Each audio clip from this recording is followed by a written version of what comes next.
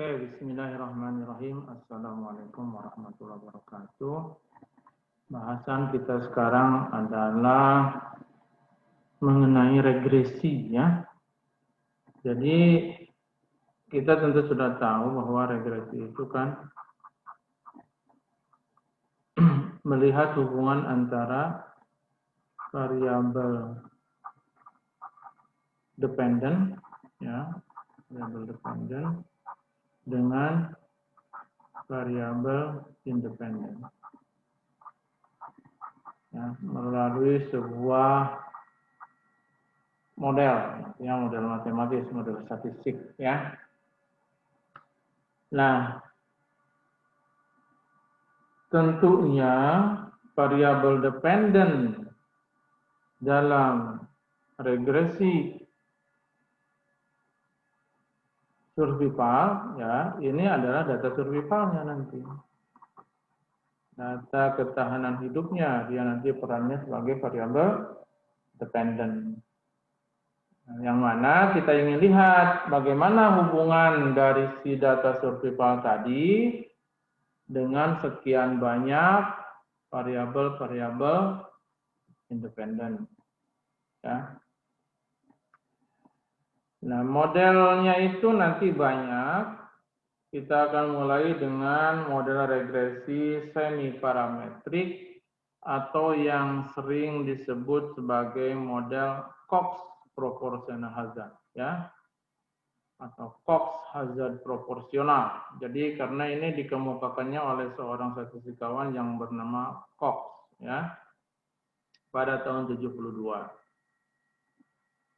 Nah, di dalam melakukan pemodelan regresi, Cox dia tidak langsung menggunakan variabel acak waktu ketahanan hidup sebagai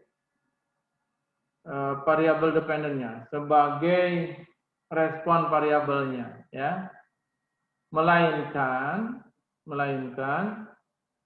ini si variabel dependennya itu nanti akan diwakili oleh fungsi ketahanan hidupnya, ya, oleh fungsi kegagalannya, oleh fungsi hazardnya. Tapi tentunya karena kita sudah tahu hubungan antara fungsi hazard dan fungsi survival, fungsi ketahanan, kita tahu bahwa kalau dia pada waktu tersebut mempunyai laju kegagalan yang besar, maka itu sama artinya dengan ia mempunyai waktu ketahanan yang lebih singkat, yang lebih pendek. Nah, secara umum, model Cox itu dituliskan sebagai berikut. Di sini kita lihat di ruas kiri adalah fungsi hazardnya, ya, laju kegagalannya dia berperan sebagai variabel dependen. Nah, sedangkan ruas kanannya itu ada dua komponen. Komponen pertama adalah yang disebut dengan hazard baseline atau hazard dasar, laju kegagalan dasar. Kemudian komponen kedua ini adalah untuk melihat efek dari variabel bebas, ya, dari X1, X2 sampai XP. Itu. Jadi ruas kanannya itu ada dua komponen, ya. Nah, sekarang apa itu hazard baseline? Hazard baseline tak lain merupakan hazard atau fungsi hazard dari individu atau kelompok individu yang semua variabel bebasnya bernilai 0. Jadi kalau X1 0, X2 0, sampai XP 0, maka pasti yang di dalam kurung ini nilainya 0. Sehingga apa? Sehingga laju kegagalan pada saat T bagi individu atau kelompok individu yang semua kovariat yang bernilai 0 ini nanti akan sama dengan fungsi Hazard dasar, ya, fungsi Hazard baseline. Seperti itu. Oke, sekarang kita review sedikit ke regresi multiple ya, ke regresi linear multiple. Apa yang ingin kita jelaskan?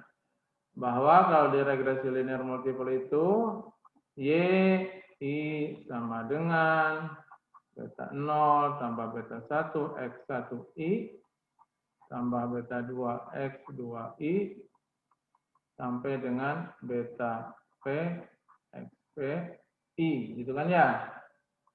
Secara umum seperti ini ya, udah regresi linear multiple. Nah, kita tahu bahwa makna dari beta 0, ya, makna dari beta 0 ini apa sih? Beta 0 itu tak lain adalah nilai dari Y, ya, nilai dari Y bagi individu atau sekelompok individu yang semua variabel bebasnya bernilai 0, begitu kan ya? Jadi beta 0 ini apa? Beta 0 ini adalah nilai dari Y. Ya. Nilai dari Y bagi individu ya, atau mungkin kelompok individu, kalau dia ada kelompok yang X1-nya bernilai 0, X2-nya bernilai 0, dan yang terakhir X3-nya juga bernilai 0. Begitu kan ya? Itu makna dari beta 0. Nah, ini mirip nih. Ini mirip dengan Hazard baseline kan, kalau yang tadi kita jelaskan di model Cox itu. Oke, sekarang apa makna dari beta 1? Apa makna dari beta 1 ini apa sih? Gitu ya. Beta 1 ini apa sih? Nah, kita contohkan ada si A. Orang ke satu ini katakanlah si A. Si A itu ya, nilai dari variabel bebas yang ke satunya ya, katakanlah adalah X1-nya sama dengan berapa? Sama dengan A plus 1 misalnya gitu ya. Jadi si A ini nilai dari X1-nya adalah A plus 1. Sedangkan nilai X lainnya, X2, X3, dan XP-nya itu nilainya tertentu. Ya, tertentu. Nah, tentunya kalau si A nilai X1-nya adalah A plus 1, maka Y-nya, ya, Y dari si A ini adalah beta 0 ditambah beta 1 dikalikan A plus 1. Itu kan ya? Ditambah beta 2, X2, tambah beta 3, dan seterusnya beta PX. Nah, sekarang lihat ada orang kedua si B. Si B itu nilai X1-nya itu cuman sebesar A saja. Ya. Jadi si B itu nilai X1-nya hanya sebesar A. Artinya apa? Dua orang ini berbeda dalam nilai variabel bebas X1-nya sebesar 1/1. Ya. Sedangkan yang X2, X3, dan seterusnya ya, tertentu dan sama dengan ini di atas. Ya. Artinya dua orang ini hanya dibedakan oleh variabel bebas X1-nya saja, di mana nilai dari variabel bebas X1 untuk si A itu satu satuan lebih tinggi dibandingkan si B. Maka berarti nilai Y untuk si B berapa? Berarti beta 0 ditambah beta 1 kali A ditambah beta 2 X2 tambah beta 3 X3. Karena kalau yang ininya sama nih ya, baik si A maupun si B seperti ini. Nah, itu kan ya. Oke, berarti sekarang kita tinggal lihat. Dari sini kita bisa lihat berapa selisih antara YA dengan YB. Selisihnya berarti ini tinggal diselisihkan gitu ya. Selisihkan ya. YA dikurangi YB berarti beta 0 dikurangi beta 0, 0. Beta 1A dikurangi beta 1A, 0. Dari sini ada suku beta 1. Pengurangnya nggak ada, berarti sama dengan beta 1. Sini beta 2X2, sini beta 2X2 dikurangkan 0. Beta 3X3 kurangkan beta 3X3, 0. Beta PXP, beta PXP juga 0. Jadi inilah hasilnya. Bahwa selisih dari variabel respon untuk si A ya dengan si B itu selisihnya sebesar beta 1. Dengan kata lain apa? Beta 1 itu adalah apa? Adalah peningkatan dari Y, itu kan ya? Atau perubahan dari Y jika, itu kan ya? Ini kan A dengan B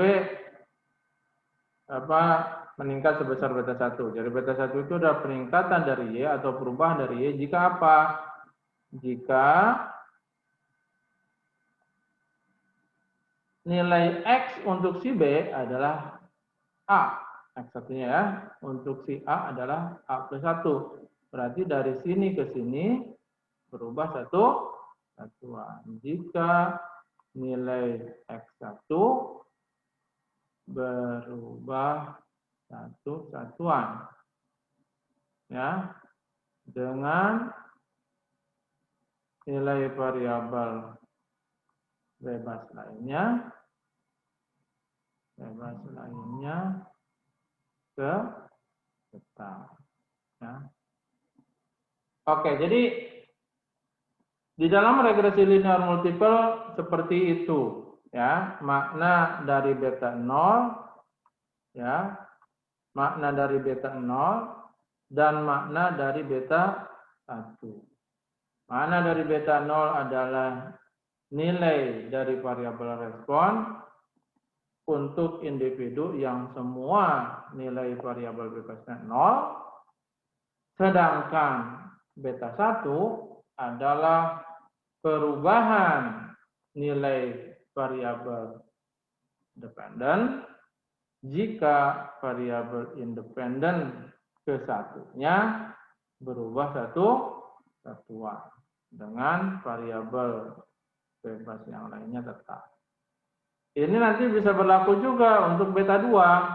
Ini ya, untuk beta 2. Jadi nanti beta 2 itu maknanya adalah perubahan dari nilai variabel dependen jika nilai X2-nya berubah satuan. Ya. Nah, ini akan kita gunakan sebagai dasar untuk bisa memahami makna dari masing-masing koefisien di regresi Cox. Ya. Oke, kita lihat.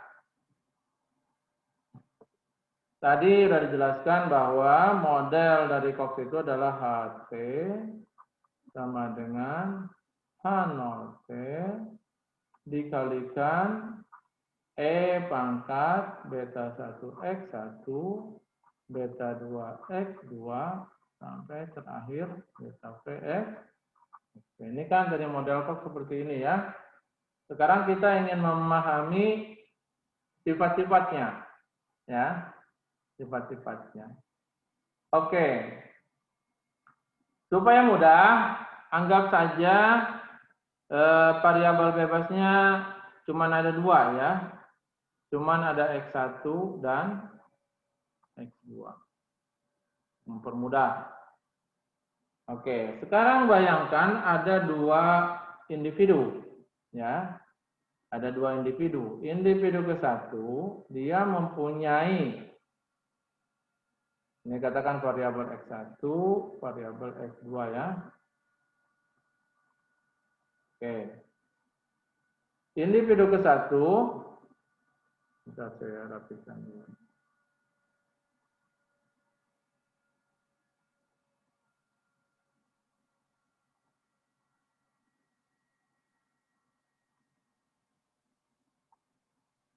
Individu ke-1,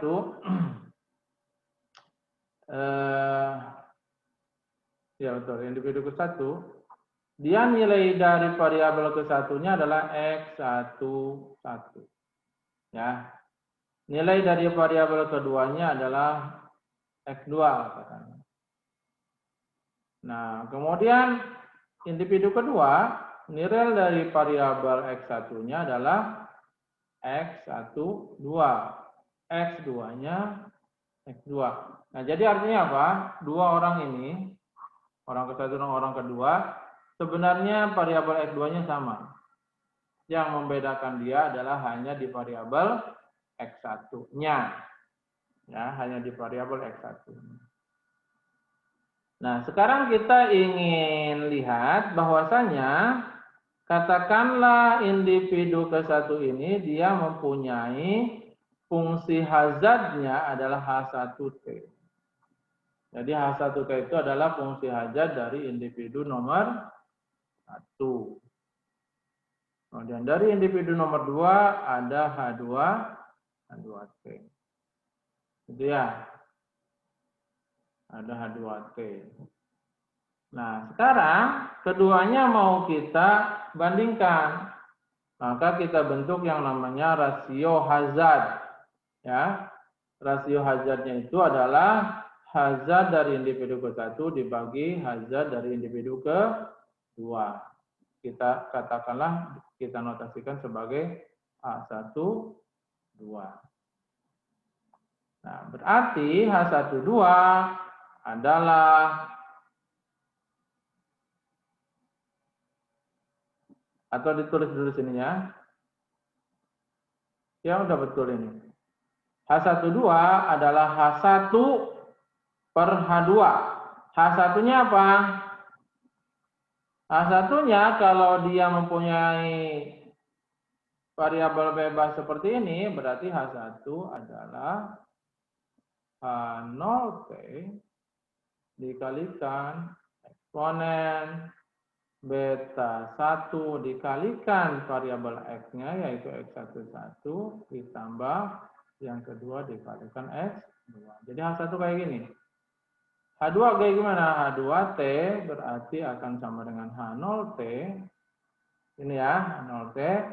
Dikalikan eksponen beta 1 kali nilai X1-nya. Nilai X1 untuk individu kedua adalah X12. Jadi beta 1, X12. Ditambah beta 2. Kalau nilai X2-nya mah sama. Nah, jadi kayak gini. Oleh karenanya, H12 berarti H1 dibagi H2. Berarti ini dibagi. Ya. Jadi H0T dikalikan ini dibagi H0T dikalikan ini. Jadi apa yang beda di sini? Cuman ini doang kan? Oke, jadi kalau yang atas dibagi dengan yang bawah, nanti hasil akhirnya adalah tinggal E pangkat beta 1 X11 dibagi E pangkat beta 1 dikalikan X12. Sehingga nanti bisa disederhanakan rasio hazard dari dua individu itu sama dengan eksponen atau E pangkat beta 1 dikalikan selisih dari nilai variabel bebas ke-1-nya. Jadi rasio Hazard dari dua orang ini ternyata sama dengan E dipangkat beta 1 kalikan selisih ini. Ini selisihnya dengan ini berapa? X11 dengan X12 berapa? Ya. Oke, jadi itu rasio Hazardnya adalah sama dengan ini. Satu hal yang penting lagi di sini adalah ketika kita fokus kepada rasio Hazard, maka di dalam rasio Hazard ini sudah tidak lagi mengandung Hazard dasar. Sudah tidak lagi ada H0T. Karena tadi kan sudah dicoret nih. Pembilang ada H0T, penyebut ada H0T. Oke. Dibagi kan sama dengan 1 gitu ya. Demikian juga ini ada yang dibagi juga. E pangkat beta 2x2 di atas ada. Di bawah juga ada E pangkat beta 2x2. Jadi ini pun dicoret kan, dibagi sama. Jadi tinggal tersisa ini ya.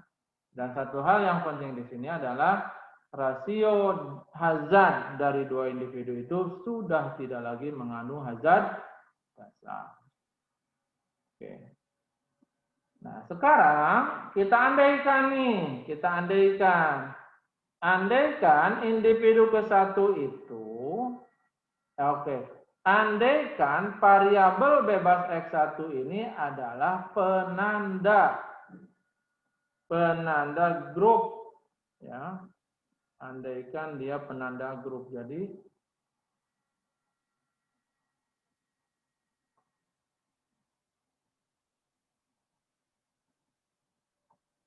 andaikan dia penanda grup.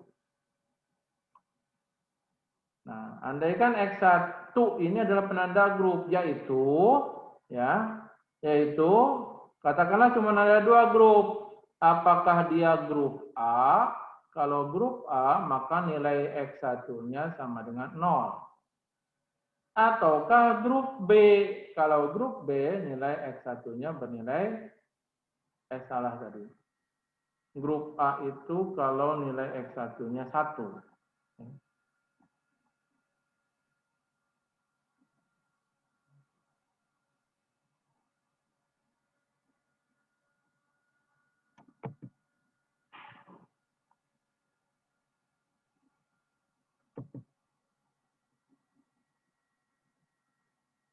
Oke. Misalnya.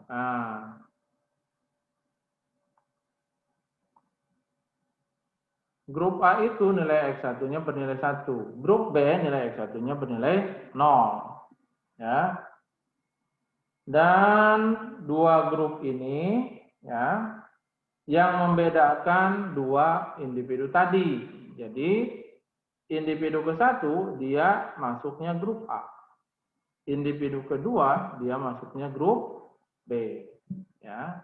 Jadi ini nanti nilainya 1, yang ini nilainya 0. Ya. Kalau seperti itu, maka rasio Hazard dari dua orang itu tentunya akan sama dengan E pangkat beta 1 dikalikan 1 dikurangi 0. Itu kan ya? Berarti sama dengan E pangkat beta 1. Oke, jadi rasio Hazard dari dua orang yang berbeda kelompok itu sama dengan eksponen atau E pangkat beta 1. E pangkat koefisien dari regresi Cox untuk variabel bebas satunya. Ya. Atau kalau kita balik, berarti beta 1 ini apa? Beta 1 ini berarti ln dari rasio Hazard. Ya. Jadi beta 1 itu adalah ln dari rasio Hazard. Jadi dia logaritma rasio Hazard dari grup A yang X1-nya bernilai 1 ya, terhadap grup B yang X1-nya bernilai 0. Ya. Nah, sedangkan E pangkat beta 1 yang ini tak lain adalah rasio hazardnya dari dua kelompok, yaitu grup A terhadap grup B. Oke, jadi saya menjelaskan ini agar supaya nyambung gitu ya dengan makna dari koefisien regresi di dalam regresi linear multiple. Nah, sekarang kalau di dalam regresi Koch, ya, ternyata beta 1 itu maknanya adalah logaritma dari rasio hazard dua kelompok. Ya. Yang dua kelompok itu, yang satu nilai X1-nya bernilai 1, ya, yang ini kan, ini yang kelompok A. Ya. Yang kedua, ya, kita kodekan kelompoknya itu dengan bernilai 0. Jadi H12 ini adalah rasio dari hazard yang X1-nya bernilai 1 terhadap hazard dari kelompok yang X1-nya bernilai 0. Itu makna dari beta 1. Ya. Atau kalau agak sulit menyebutkan dalam beta 1, ya udah sebutkannya aja dalam eksponen betanya aja. Eksponen beta 1 adalah rasio hazard ya, dari dua kelompok yang pertama adalah X1-nya bernilai 1, yang kedua X1-nya bernilai 0. Oke, itu ya.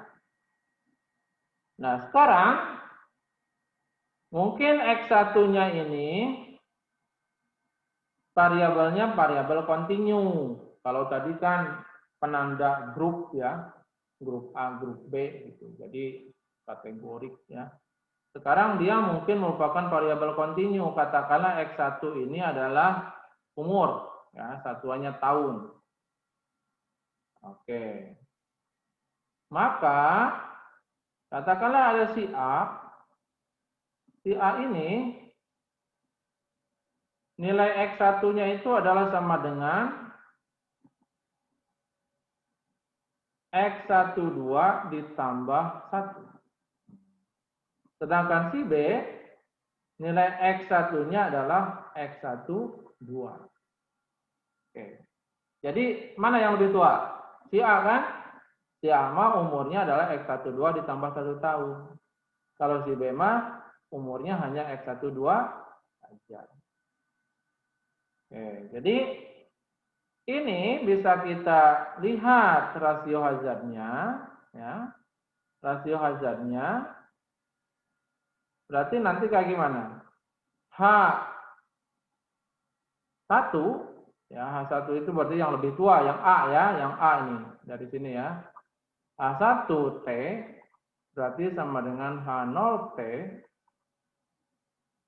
E pangkat beta 1 kali nilai X1-nya. Nilai X1-nya berarti X1 plus 2. X12 plus 1 salah tadi. X12 plus 1. Ini nilai X1 dari si A. Dia lebih tua 1 tahun. Ya. Ditambah beta 2 dikalikan X2. Ya, katakanlah cuma ada 2 variabel bebasnya. Kemudian hazard dari orang yang kedua itu yang umurnya hanya X12 saja, artinya yang lebih muda. Berarti H0T dikalikan E pangkat beta 1 dikalikan X12 saja. Karena dia nilai X1-nya adalah X2. Ditambah beta 2X. Kalau ini kita rasiokan, maka ini dirasiokan. Nah, itu kan ya. Dirasiokan. Hasilnya gimana? Hasilnya berarti H12T. H12T ini adalah rasio H1 terhadap H2. Sama dengan berapa? Sama dengan ini hilang karena dibagi ya sama hasilnya 1. Lalu E pangkat ini juga hilang nanti. ini juga akan hilang ya, karena akan ketemu F pangkat beta 1 X2 beta 2 X2 di atas, di bawahnya juga ada F pangkat beta 2 X2 ya. Kemudian di sini ada E pangkat beta 1 kali X12 juga hilang dengan ini, jadi tersisa ini aja ya, akan sama dengan E pangkat beta 1 ya. Jadi rasio hazard dari dua orang itu adalah sama dengan ini, sama dengan E pangkat beta 1. Jadi laju kegagalan dari orang yang usianya 1 tahun lebih tua ya, terhadap laju kegagalan orang yang usianya 1 tahun lebih muda ya, itu rasionya adalah sebesar E pangkat beta 1, di mana beta 1 ini adalah koefisien regresi dari variabel bebas ke 1 ya. Atau kalau sekali lagi, atau kalau mau dinyatakan dalam beta 1-nya berarti adalah ln dari H12 ya, ln dari hazard rasionya, ln dari rasio hazard dua orang yang usianya beda 1 tahun. Yang pertama itu lebih tua 1 tahun dibandingkan ya. Jadi E pangkat beta 1 adalah rasio risiko ya. Mungkin hazard bisa kita nyatakan dalam risiko ya. Rasio risiko antara dua pasien yang umurnya berbeda 1 tahun. Jadi beta 1 itu menyatakan rasio laju kegagalan dari dua individu yang 1 tahun lebih tua terhadap yang 1 tahun lebih muda. Kan ya. Itu E pangkat beta 1 maknanya seperti ini. Nah, sekarang mungkin ada kovariat atau mungkin ada variabel bebas yang merupakan variabel kategorik penanda lebih dari 2 grup. Ya. Penanda lebih dari 2 grup, ya. Jadi katakanlah saya punya variabel X3. Ini X3 nih ya. X3 itu adalah stadium tumor. Ya, stadium tumor. Stadium tumor itu ada stadium 1, ada stadium 1,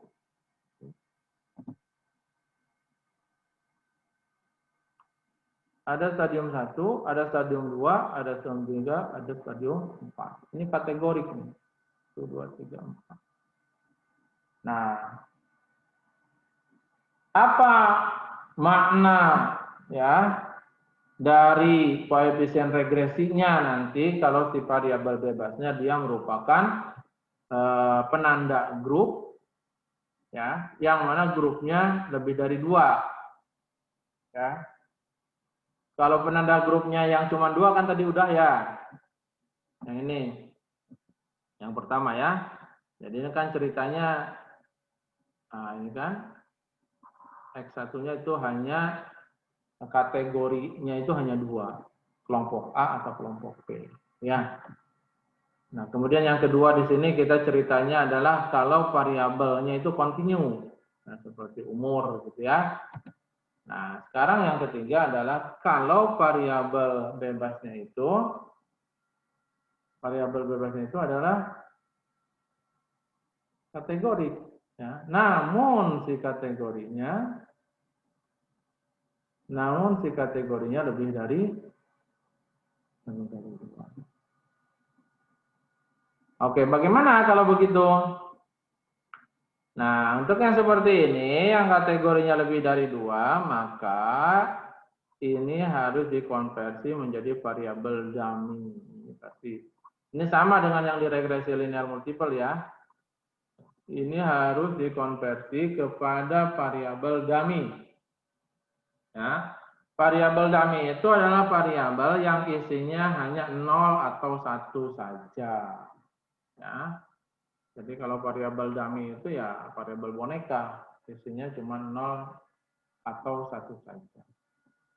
Nah, di mana kalau variabel tersebut adalah variabel kategori mempunyai sekian kategori, ya, maka variabel dummy sebagai wakilnya itu nanti akan kurang satu dari banyaknya kategori. Maksudnya apa? Contoh X3 ini ada 4 buah stadium, berarti kategorinya ada 4. Maka kalau kategorinya sebanyak 4, nanti variabel dummy-nya ada sebanyak 4, dikurang 1, ada sebanyak 3 variabel dummy. Nah, ini maksudnya ya.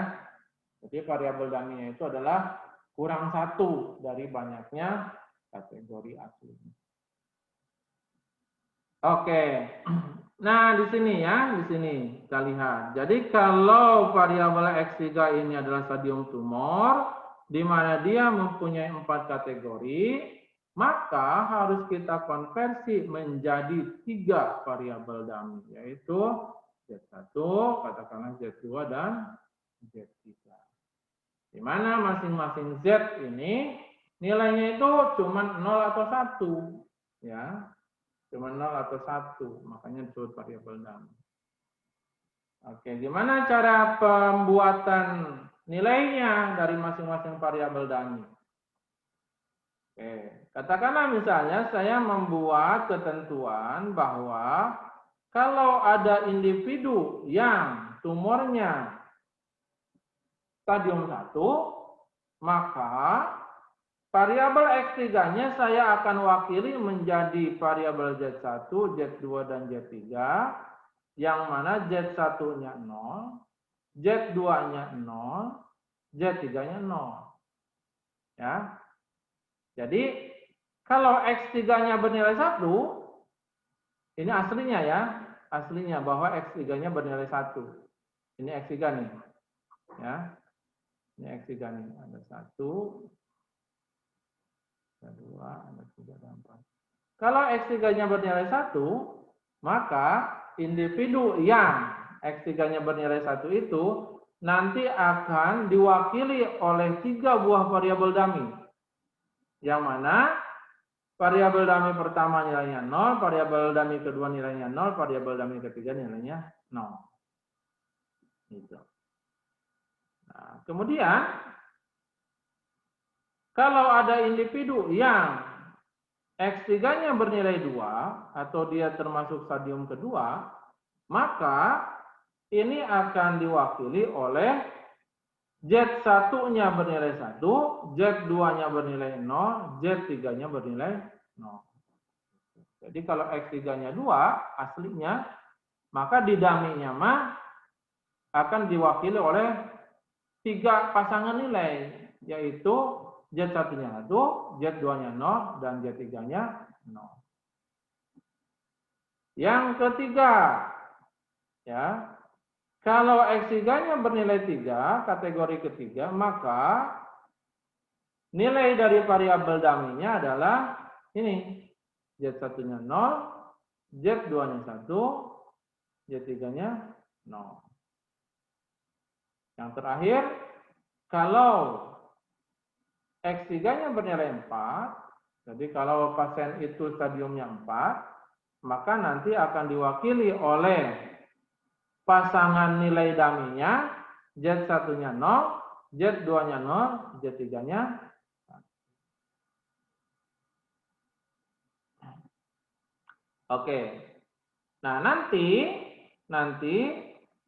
di dalam modelnya itu, di dalam model regresi Cox-nya, setiap variabel dummy ini nanti dia akan mempunyai koefisien regresi, ya. Katakanlah betanya, gitu ya.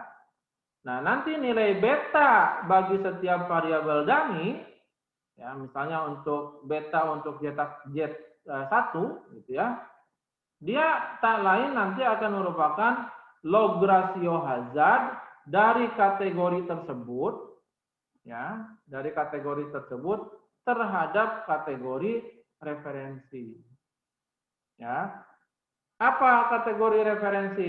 Kategori referensi adalah kategori yang diwakili oleh variabel dummy yang semua pasangan nilai variabel dummy-nya 0 semua. 0, 0, 0. Nah, maka ini ya stadium 1 dia nanti akan merupakan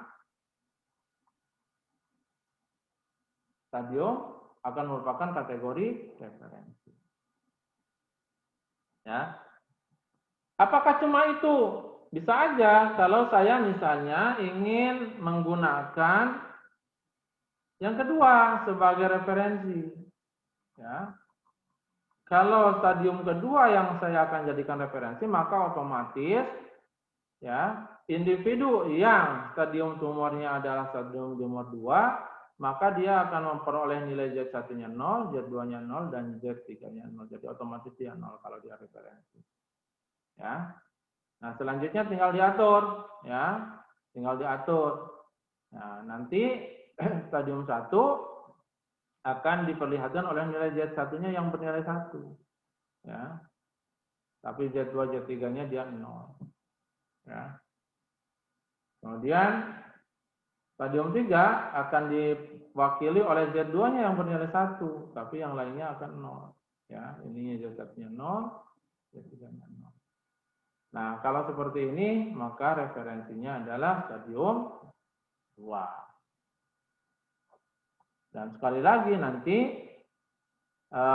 koefisien beta, gitu ya, koefisien regresinya untuk setiap variabel dummy-nya itu, dia nanti maknanya adalah log hazard ratio dari kategori tadi, ya, misalnya dari kategori ke-1 terhadap referensinya adalah kategori kedua kalau kasusnya seperti itu.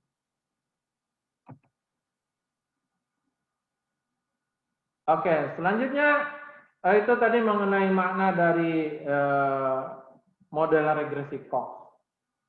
Sekarang kita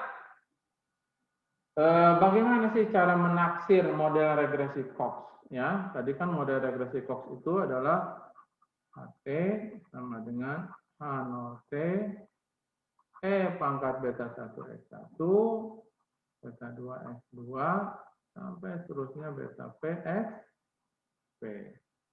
Nah, masalah kita selanjutnya adalah bagaimana kita bisa mendapatkan koefisien regresinya, ya.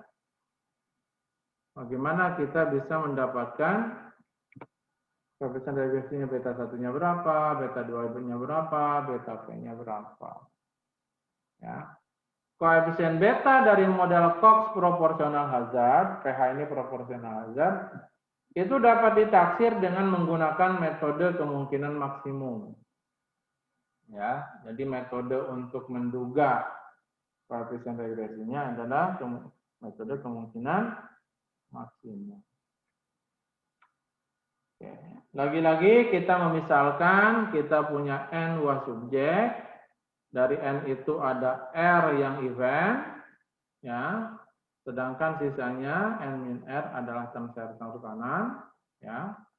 Lantas dari R buah waktu event itu kita urutkan, ya, ini adalah event yang paling cepat, ya, T1, ini kedua tercepat sampai yang paling lambat, ya. Jadi T indeks urutan ke J adalah waktu kematian urutan ke J.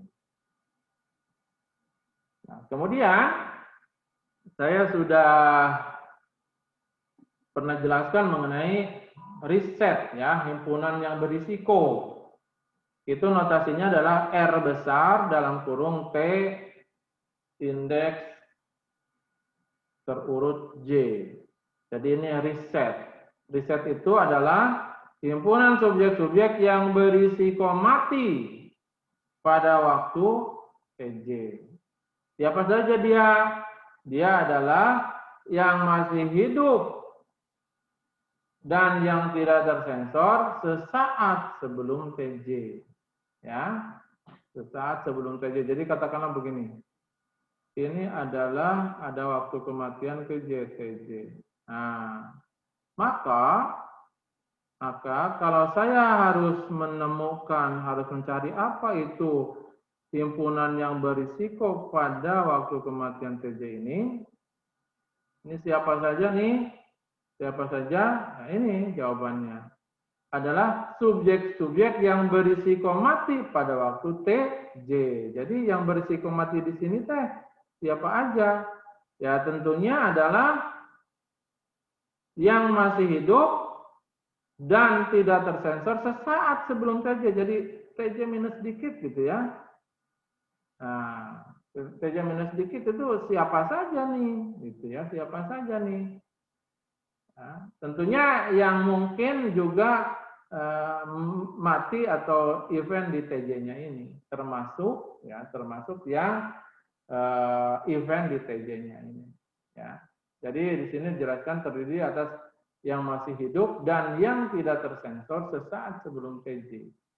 Siapa saja itulah nanti akan menghuni himpunan riset RTJ.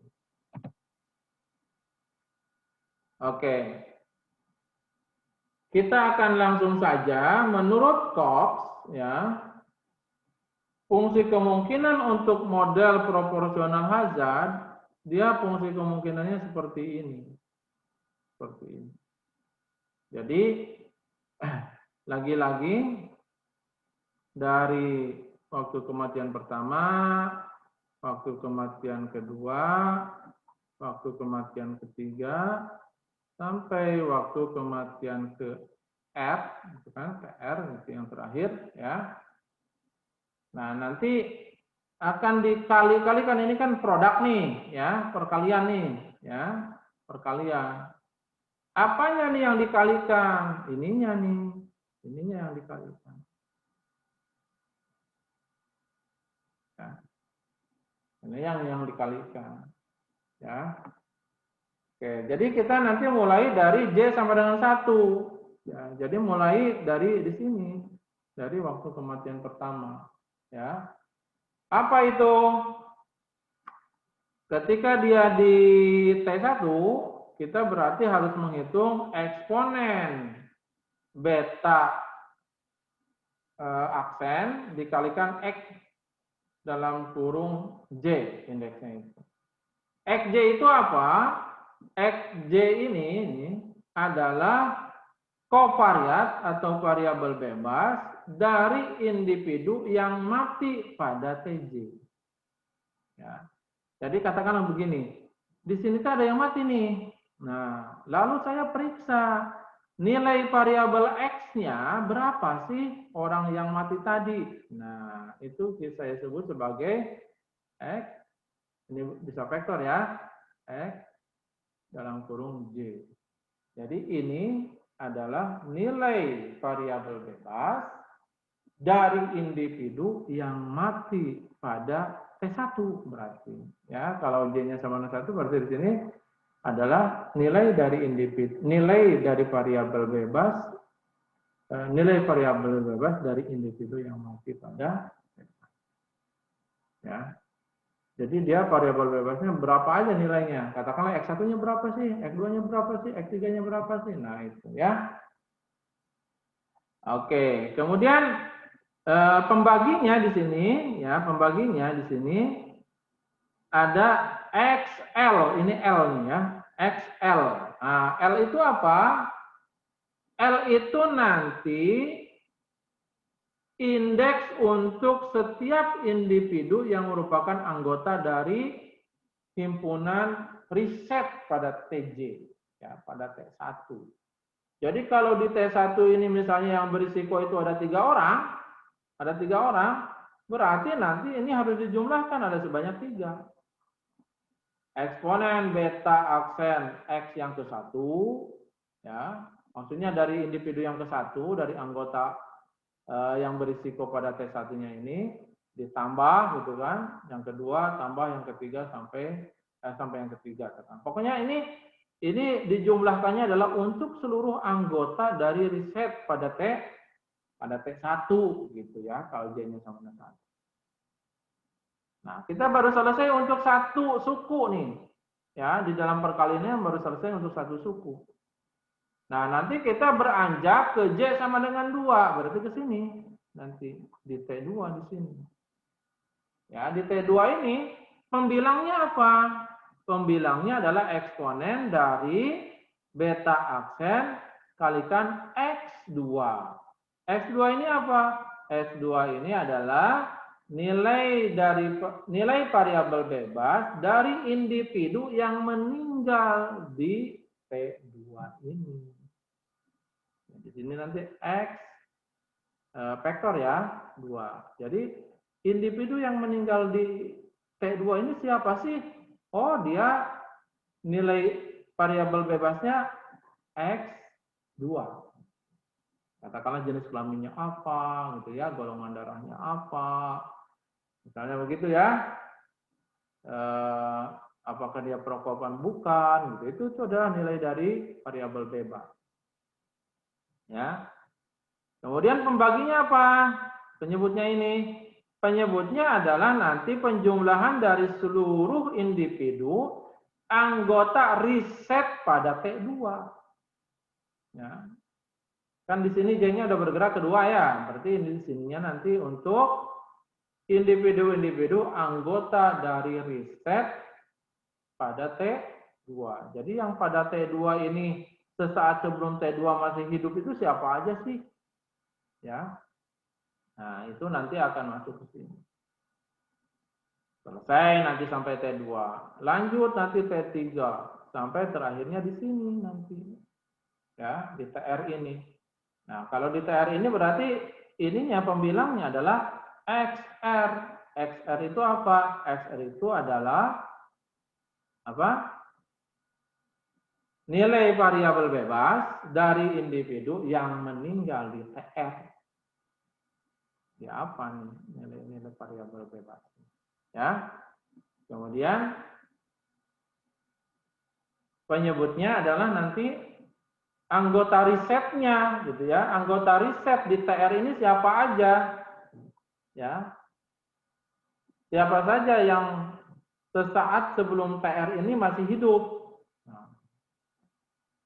Nah, biasanya anggota riset itu makin ke kanan makin berkurang, ya, karena udah tercecer, ada yang meninggal di sini, ada yang meninggal di sini, meninggal di sini.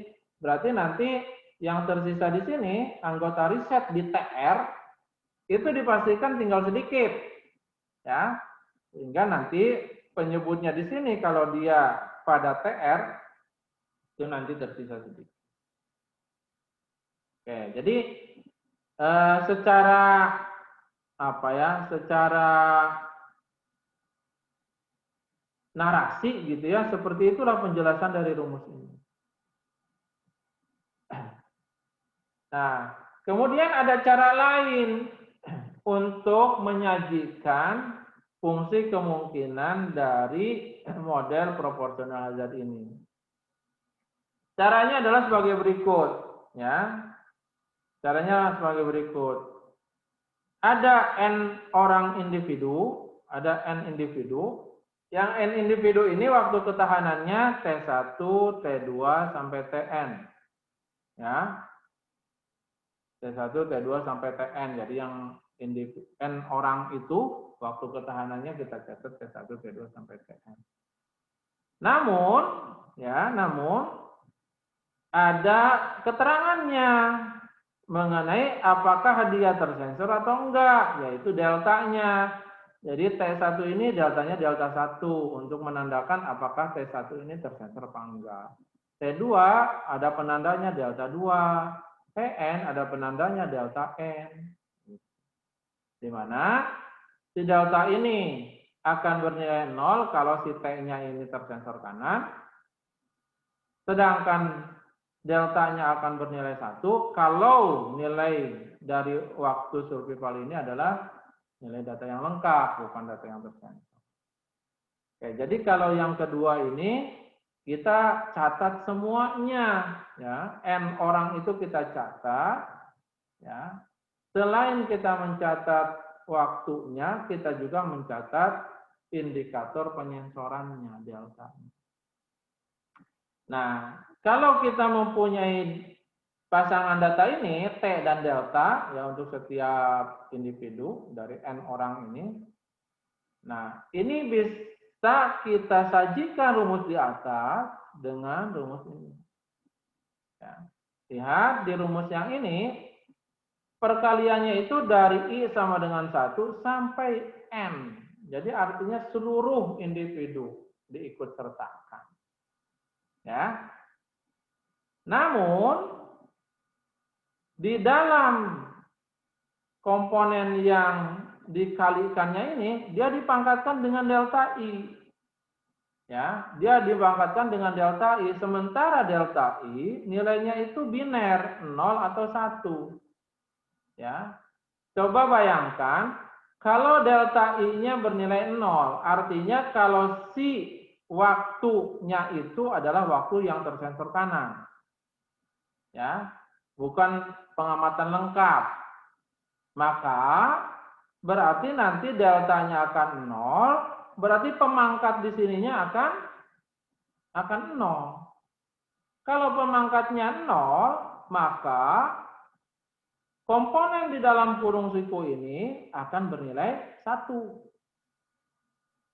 Karena angka berapapun kalau dipangkatkan 0 kan hasilnya 1 ya. Gitu. Artinya apa? Artinya sesungguhnya yang ngaruh ya terhadap perkalian ini adalah dari komponen-komponen atau dari individu-individu yang deltanya bernilai 1. Karena kalau deltanya bernilai 0 mah ini tidak ada kontribusi karena ininya nilainya 1 ini. Ya, sesuatu dipangkatkan 0 nilainya 1. Tetapi bagi individu yang datanya teramati lengkap, yaitu yang deltanya bernilai 1, maka di sini pemangkatnya 1. Kalau pemangkatnya 1, berarti ini ada kontribusi terhadap perkalian ini. Ada sebanyak berapa yang deltanya bernilai 1? Ya tentunya ada sebanyak R. Ya kan? Sama dengan yang di sini, sama dengan yang sebelumnya, ada sebanyak R ini. Ya. Ada sebanyak R individu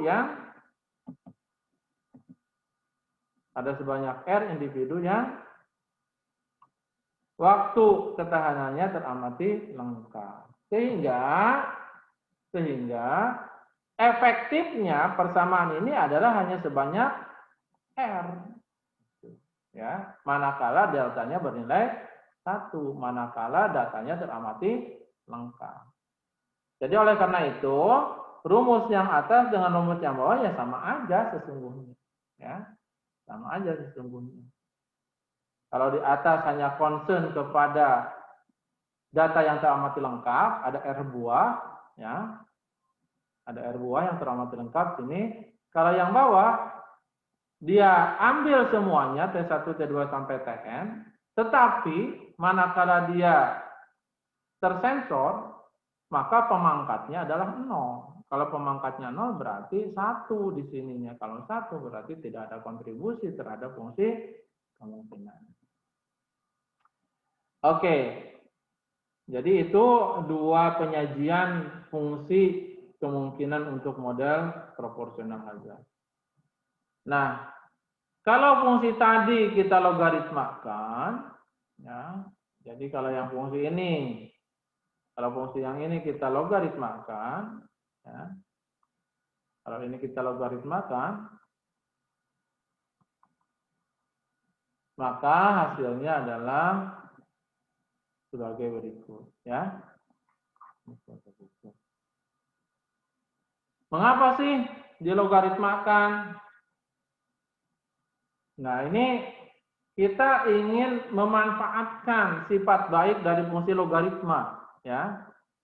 Sifat baik dari fungsi logaritma itu adalah sebagai berikut. Jadi kalau ini x, di sini log x, ya. Katakan lognya log basis 10 ya. Maka nanti fungsi logaritma itu kayak gini fungsinya. Di sini angka 1. Jadi log 1 dia 0. Nah, artinya apa? Artinya kalau dalam aslinya dia besar, katakanlah nilai aslinya besar di sini ya. Ini aslinya. Nah, ini logaritmanya. Nah, jadi kalau ada dua bilangan, katakanlah ya, saya ulang lagi. Kalau ada dua bilangan A, maka di sini log A. B, maka di sini log B. Dari sini kelihatan A berubah menjadi B, menjadi lebih besar. Logaritmanya juga menjadi lebih besar. Jadi, jika A atau sebalik, jika B lebih besar dari A, maka dapat dipastikan log B lebih besar dari log A. Ini yang disebut dengan sifat monoton naik. Jadi artinya apa? Artinya kalau L betanya itu besar, maka dipastikan log L betanya juga dia adalah lebih besar. Jadi tidak mengubah urutan nilai, ya, tidak mengubah urutan nilai. Manakala kita fokus di nilai aslinya, kalau kita ubah menjadi di nilai logaritmanya, ya, maka sesungguhnya dia tidak mengubah urutan nilai, ya. Nah, kemudian selanjutnya yang namanya metode penduga kemungkinan maksimum, maka cara kerjanya adalah kita mencari parameter beta. Jadi ini mau kita cari ini parameter beta ini, ya, parameter beta mau kita cari. Yang mana yang memaksimumkan ini. Jadi logaritma fungsi kemungkinannya ini harus kita maksimumkan. Ya.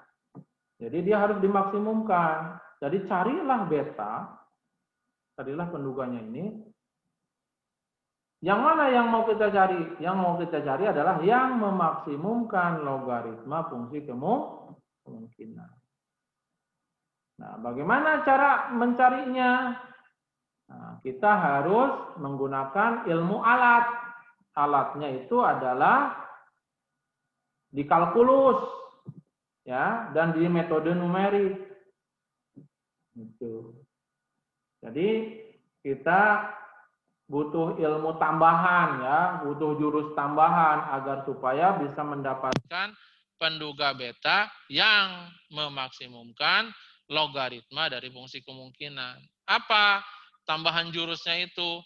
Kita harus menggunakan ilmu dari kalkulus dan ilmu dari metode numerik. Di antaranya adalah metode Newton-Raphson. Jadi ini semua dalam rangka apa? Dalam rangka mencari beta yang memaksimumkan fungsi log kemungkinan.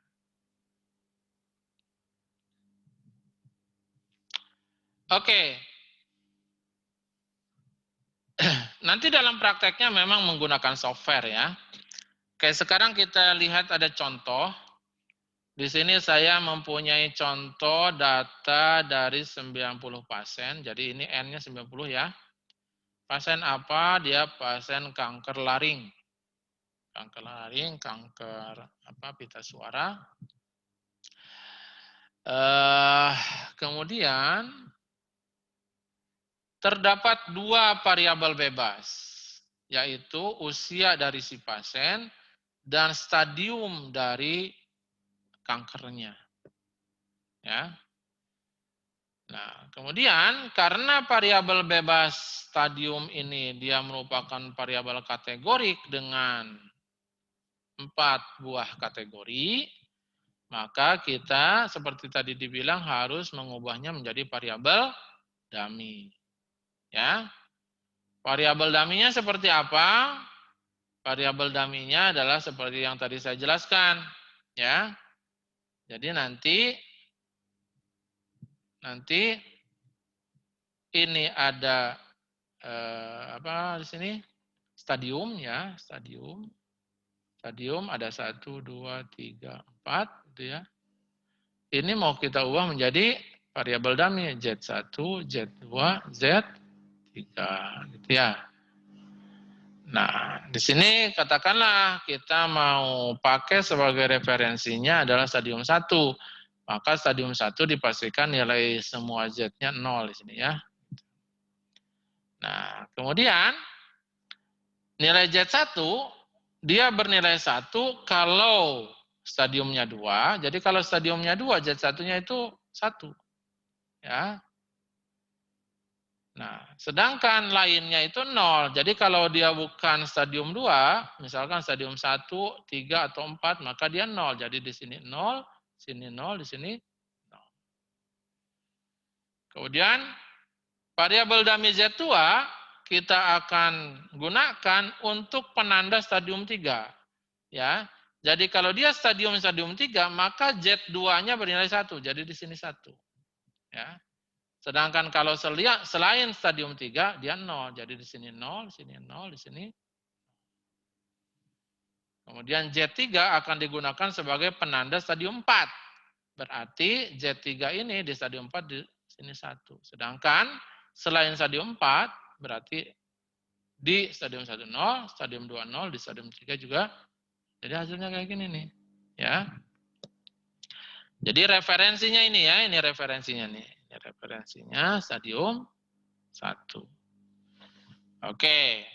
Jadi variabel kategori dari stadiumnya kita akan ganti menjadi 3 buah variabel dummy ya. Dengan demikian, model Cox proportional hazardnya adalah H0T, HT sama dengan H0T, eksponen beta 1 kalikan Z1, beta 2 kali Z2, beta 3 kali Z3. Jadi ini adalah wakil dari stadium. Ya, ditambah yang ini dari variabel umur yang kontinu. Jadi ini modelnya seperti ini. Ya. Apa makna dari beta 1? Apa makna beta 2? Apa makna beta 3? Apa makna beta 4? Tadi udah saya jelaskan. Beta 1 maknanya adalah apa tadi? Coba kita lihat.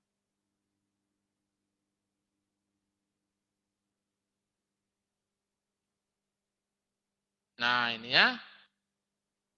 Oh, ini yang umur. Ini aja nih. Jadi beta 1 adalah log rasio hazard dari kategori tersebut terhadap kategori referensi. Ya. Nah, ini. Jadi beta 1 ini mananya adalah log rasio hazard ya dari kategori yang diwakili oleh Z1, berarti kategori stadium 2 terhadap referensi terhadap stadium 1. Jadi beta 1 itu adalah mananya seperti itu. Ya. Log rasio hazard dari kelompok stadium 2 terhadap kelompok stadium 1. Nanti maknanya seperti itu. Beta 2 adalah log rasio hazard dari kelompok stadium 3 terhadap kelompok stadium 1. Karena referensinya stadium 1. Beta 3 adalah log rasio hazard dari kelompok stadium 4 terhadap kelompok stadium 1. Beta 4 log dari rasio hazard yang usianya 1 tahun lebih tua ya terhadap yang usianya 1 tahun lebih muda. Itu kan maknanya.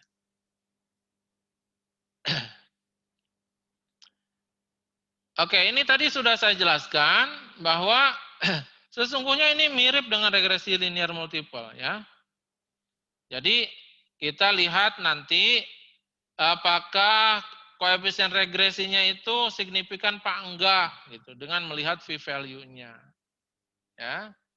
Demikian juga kita ingin lihat signifikansi modelnya secara keseluruhan.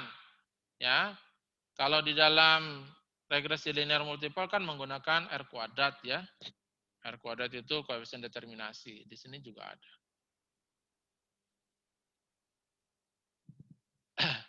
Oke. Jadi ini datanya ada di sini. Ya, datanya ada di sini. Jadi data ini berisi time, Time ini adalah waktu ketahanannya. Lalu status, ini status penyensorannya. Kemudian ada juga apa? Ada stage ya. Stage ini adalah stadiumnya. Dan terakhir age. Jadi variabelnya ini.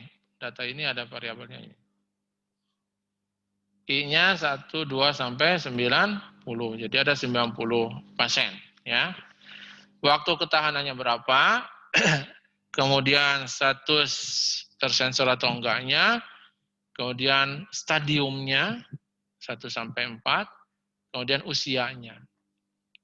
Nah, kemudian si stadium ini kita akan konversi menjadi variabel dummy.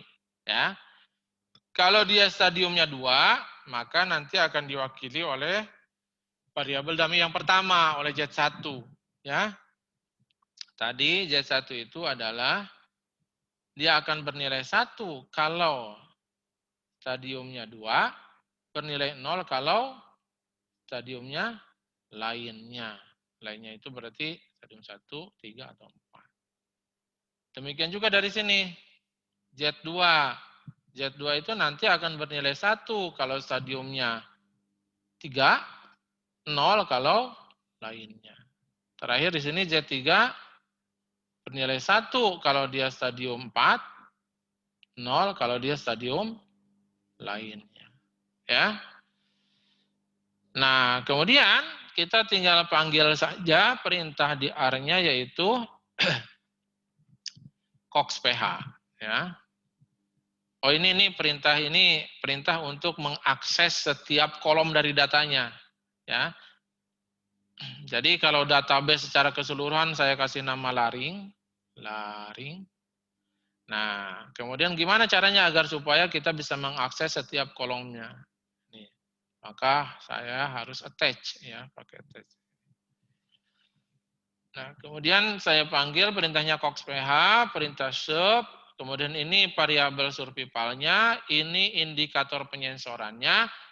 Nah, yang di sebelah ini ada tilde. Ini yang di sebelah kanan ini adalah sebagaimana model kita di sini ya. Ini lihat ruas kanannya itu adalah variabel bebasnya kan, ada Z1, Z2, Z3 dan age ya. Oke, jadi kita tuliskannya seperti ini di R. Oke, kemudian dihasilkan sama dia. Ini taksirannya nih, yang coef ini. Ini adalah betanya. Nah, selain itu dia juga sajikan eksponen dari betanya. Jadi F pangkat betanya juga. Ya. Kemudian di sini ada simpangan bakunya. Nah, di sini ada Z hitungnya dan ada V-value-nya. Katakanlah saya pakai pengujiannya pada alfa 0,05. Berarti yang signifikan hanya ini. Hanya Z3. Karena kalau ini mah dia 0,76. Nah, ini kan nggak signifikan ya. Yang ini 0,71. Ini juga nggak signifikan. Z3. Usia juga nggak signifikan. Di sini 0,18 juga nggak signifikan. Jadi yang signifikan cuma Z3. Ya. Z3 itu lihat betanya itu 1,7.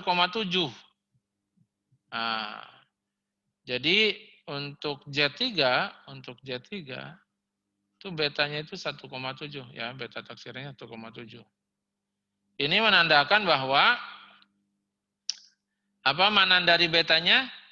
Mana dari betanya adalah log dari rasio hazard gitu ya. Rasio hazard yang Z3-nya bernilai 1 itu adalah stadium 4. Jadi rasio hazard stadium 4 terhadap rasio hazard referensi kelompok stadium 1 gitu. Jadi log rasio hazard dari kelompok stadium 4 terhadap kelompok stadium 1. Ini 1,7. Atau kalau mau pakai E pangkat betanya berarti E pangkat 1,7 yaitu 5,51. Jadi di sini 5 E pangkat beta adalah hazard kelompok 4, stadium 4 terhadap hazard kelompok 1. Artinya apa? E pangkat betanya berapa? E pangkat betanya 5,51 nih. 5,51 adalah hazard kelompok stadium 4 terhadap hazard kelompok 1. Artinya apa? Artinya kalau saya kalikan, kali silang ya, hazard kelompok stadium 4, hazardnya itu berapa? 5,51 kali hazard dari kelompok stadium 1. Jadi logis ini, jadi pasien yang stadiumnya itu udah stadium 4, itu laju kegagalannya adalah 5,5 kali. 5,5 kalinya laju kegagalan dari pasien yang laju kegagalan. Jadi laju kegagalan dari pasien dengan stadium 4 itu adalah 5,5 kalinya hazard kelompok pasien stadium 1.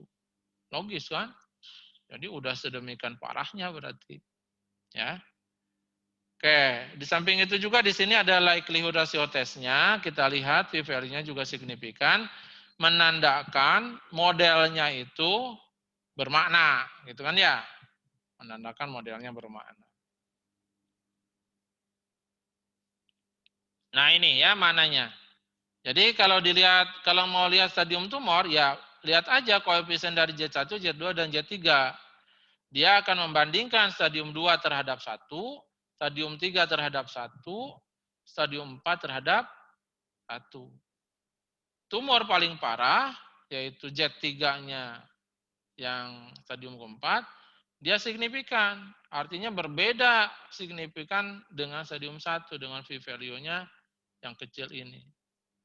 Nilai rasio log hazard-nya adalah 5,51.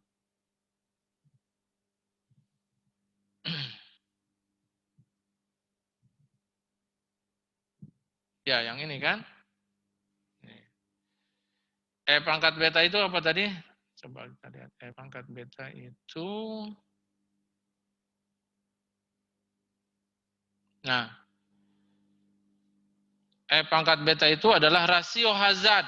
Ya, rasio hazard. Kalau beta baru log dari rasio hazard. Kalau E pangkat beta adalah rasio hazard. Ya, E pangkat beta itu rasio hazard.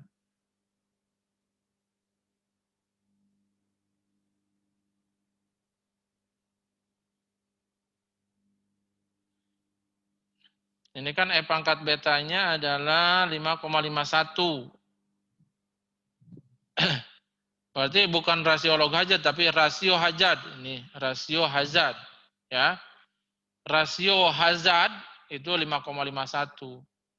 Artinya, risiko meninggal bagi stadium paling parah adalah sekitar 5,5 kalinya dibandingkan stadium paling awal yang tadi saya bilang.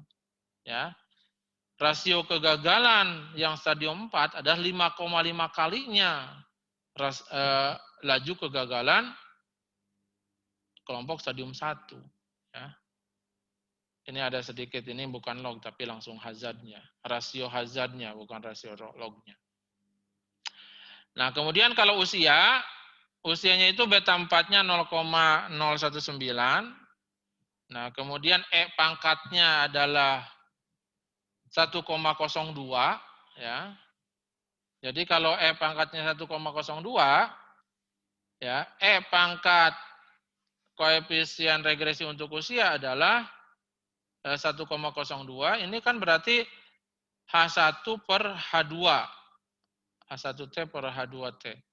H1T ini adalah yang lebih tua ya, usianya 1 tahun. Berarti apa?